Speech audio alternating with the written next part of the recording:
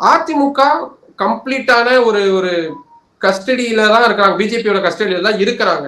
அவங்கள பொறுத்த வரைக்கும் ஆட்சி வரணும், ஆட்சி அமைக்கவே முடியலையா கணிசமான பிஜேபிக்கு இதுல எவ்வளவு தூரம் இதை வைத்து ஒரு ஒரு மைலேஜ் தேத்த முடியும் அப்படின்னு தான் பார்ப்பாங்க.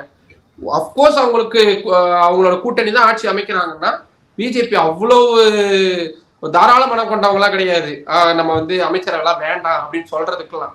நான் தான் சொன்னேன்ல, மத்தியில உங்களுக்கு நான் அமைச்சரவை கொடுக்குறேன், மாநிலத்திலேயே நீ எனக்கு அமைச்சரவை கொடுங்க. எடப்பாடி பழனிசாமி ஏன் ஒத்துக்க மாட்டாரு? யார் ஒத்துக்காம இருப்பாங்க? மத்தியில உங்களுக்கு நான் அமைச்சரவை 2 அமைச்சரவை கொடுக்குறேன், எனக்கு மாநிலத்துல 2 அமைச்சரவை கொடுங்க. பாஜக நெகோசியேஷன் வராங்க அப்படின்னா, நெகோசியேஷன் என்ன அவங்க சொன்னாங்கன்னா அவங்க கேட்க போறாங்க, அவ்வளவுதான், சிம்பிள். இதுல அவங்க சொல்றதுக்கெல்லாம் ஒண்ணும் கிடையாது.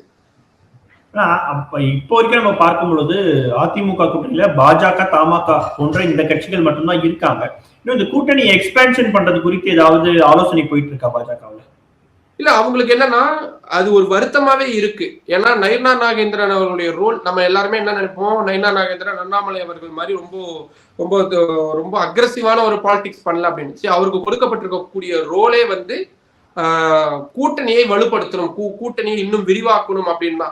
பட் அன்பார்ச்சுனேட்லி என்ன ஆகுதுன்னா, நம்ம ஏற்கனவே பார்த்த மாதிரி திமுகவுடைய கூட்டணி ஓரளவுக்கு வலிமையா இருக்கிறாங்க, இன்னொரு பக்கம் தாவேக்கா வந்துட்டாங்க அப்படின்றதுனால பாஜகவுடைய ஆசை வந்து அதிமுகவை ஆட்சி கட்டில உட்கார வைக்கணும் அப்படின்றதெல்லாம் கிடையாது.